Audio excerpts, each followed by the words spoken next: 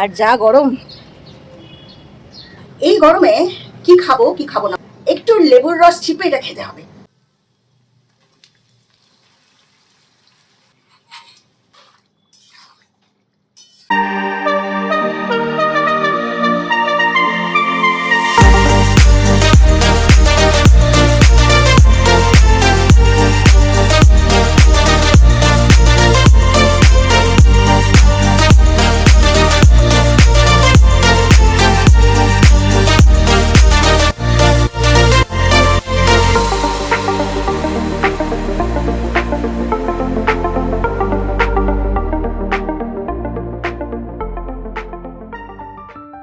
Good afternoon guys.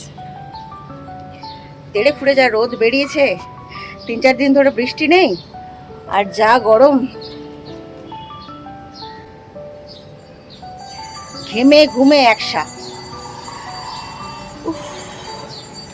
চলো, আমার আজকে প্রাথমিক কাজগুলো শেষ হয়ে গেছে। ওদের খাওয়ানো, চা বানানো। ছোটো মেয়ে আজকে বাড়িতে আছে, ছোটো মেয়েকে চা দিয়েছি, আর এবার একটু আমি চা নিয়ে বসবো, বুঝতে পেরেছো? চলো, ঘন্টি বেজে গেছে, এবার আমি গিয়ে চা খাই, পরে আবার তোমাদের সাথে কথা হবে। এত গরম, ওদের দেখো কি অবস্থা, সারাক্ষণ হাঁপিয়ে যাচ্ছে সবাই। এর মধ্যে মিঠি আর মিও, এরা দুজন বেশি কষ্ট পাচ্ছে। চলে এসেছি রান্নাঘরে, ভীষণ গরম পড়েছে। তোমাদের তখন বললাম বারান্দায় গিয়ে একদম রোদে ফেটে পড়ছে, এখনও রান্না করতে এসেও ভীষণ গরম লাগছে। এই গরমে কি খাবো কি খাবো না, মানে আমি যারা ভাত প্রেমী, যারা ভাত খেতে ভালোবাসে তাদের জন্য বলছি। কি খাবো কি খাবো না, গরমে বেশি স্পাইসি খাবো না, এসব অনেক ব্যাপার রয়েছে। তাই আজকে গরমে তোমরা কি রান্না করে খেতে পারো আর তাতে শরীর আর পেট দুটোই ঠান্ডা থাকবে, এরকম একটা রান্না নিয়ে চলে এসেছি। তো চলো আজকে কি রান্না করি আমি দেখাই। একদম সিম্পল পাতলা একটা রান্না, খেয়েও ভালো লাগবে, একটু লেবুর রস চিপে এটা খেতে হবে। চলো দেখাই কি বানাতে চলেছি। আজকে তোমাদের দেখাবো ভীষণ হালকা একটা রান্না। আমি দেখো ঝিঙে এরম করে টুকরো করে নিয়েছি। আচ্ছা, ঝিঙেটা আমি আজকে না কচি পাইনি, অনলাইন থেকে অর্ডার করে হঠাৎ করে এনেছি, তাই এই সবজিটা মনের মতো পাওয়া গেল না। যাই হোক, আলুটা দেখো আমি এরকম পাতলা পাতলা চৌকো চৌকো করে কেটে নিয়েছি। এই দেখো, এরপরে দেখো আমি বেশ কিছুটা পেঁয়াজ কুচি করে নিয়েছি। এবার গ্যাসে কড়াই বসিয়ে আমি তাতে দিয়ে দিচ্ছি সর্ষের তেল। বেশ খানিকটা সর্ষের তেল দিলাম। এই সর্ষের তেল গরম করে প্রথমে আমি কিছুটা বড়ি ভেজে নেব। আজকে ঘরে বড় বড় বড়িগুলো ছিল না, তাই ছোট ছোট বড়িগুলো দিয়েই আজকে রান্নাটা করছি। বড়িগুলো খুব বেশি ভাজবো না, অল্প অল্প ভেজে আমি এটা তুলে নেব। এবার দেখো এই তেলেই আমি কালো জিরে ফোড়ন দিয়ে দিচ্ছি, আর দিচ্ছি পেঁয়াজ কুচিটা।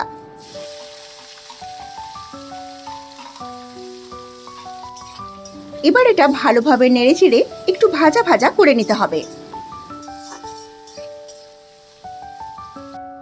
পেঁয়াজটা যখন একটু ভাজা ভাজা হয়ে আসবে, আমি এর মধ্যে আলুর টুকরোগুলো দিয়ে দেব। আলুটা একটু নেড়ে চেড়ে আমি এটা ঢেকে দেব। ঢাকা দিলে আলুটা আর পেঁয়াজটা দুটোই খুব ভালোভাবে ভাজা হবে। এবার ঢাকা খুলে আলুটা আবার খানিকটা নেড়ে চেড়ে আমি এর মধ্যে দিয়ে দেব কিছুটা টমেটো কুচি। আর এর মধ্যে দিচ্ছি আমি নুন, চিনি আর একটু হলুদ গুঁড়ো, একটু জলও আমি এর মধ্যে দিয়ে দিলাম। খুব ভালো করে নেড়ে চেড়ে আমি আবার এটা কিছুক্ষণের জন্য ঢাকা দিয়ে রাখবো। দেখো বেশ কিছুটা কষানো হয়ে গেছে। এবার আমি ঝিঙের টুকরোগুলো দিয়ে দেব। আগে ঝিঙের টুকরোগুলো দিলে একদম গলে পাক হয়ে যাবে, তাই জন্য আমি ঝিঙেটা একটু পরে দিলাম, যাতে একটু আলুটা সেদ্ধ হয়ে যায়। ঝিঙেটা দেওয়ার পরে একটু ঢেকে দিলাম। দেখো ঝিঙে থেকে একটু জল বেরিয়েছে, সেটা ভালো করে নেড়ে চেড়ে একটু শুকিয়ে নেব, আর তারপর দিয়ে দেব ভাজা বড়িগুলো। বড়িগুলো যাতে নরম হয় তাই জন্য এখনই বড়িগুলো দিয়ে দিতে হবে।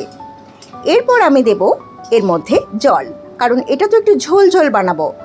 বললাম না আগেই, পাতলা একটা রান্না যেটা লেবুর রস দিয়ে খেতে হয়। আমি এতটা পরিমাণে জল দিলাম, আপনারা চাইলে আর একটু জল দিতেই পারেন। এরপর উপর থেকে একটু কাঁচা সর্ষের তেল দিয়ে আমি রান্নাটা ঢেকে দেব, ঢেকে রান্না করব। এরপর দেখো ঢাকনাটা খুলে আমি ঠিক যেরকম ঝোল চাইছিলাম ঠিক সেরকমই ঝোল তৈরি হয়েছে।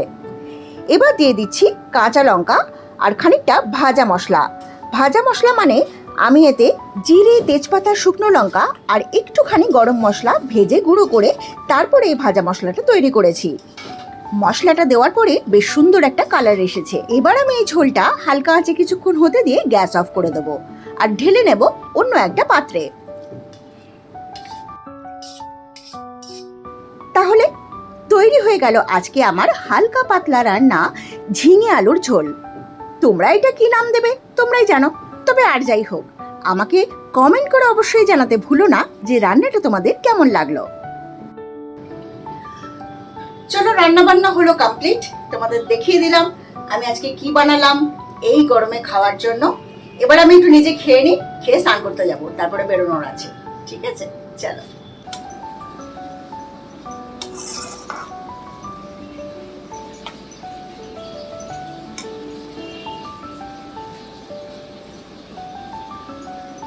যতই ঝিঙের ঝোল করি আর বড়ির ঝোল করি, আমার খাওয়া হচ্ছে এইটা। তবে হ্যাঁ, রাত্রিবেলা রুটি দিয়ে আমি খাবো।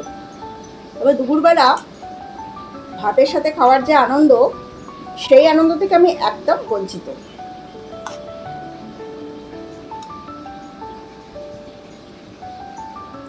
কোনো রোগভোগ নয়,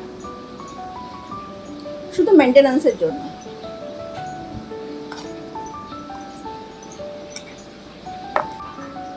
তো চলো আমরা শেষ করি খাওয়াটা শেষ করে স্নান করি। স্নান করে একটু ঠাকুর প্রণাম করে তারপরে রেডি হব।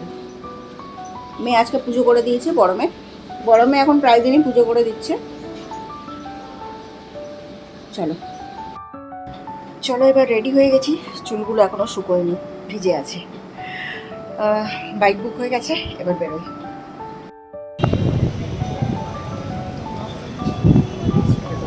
চলো গাড়ি থেকে নেমেছি।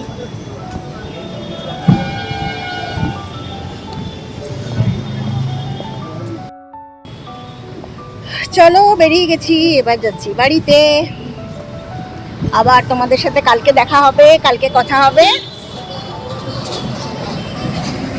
তাহলে আজকের মতো টাটা।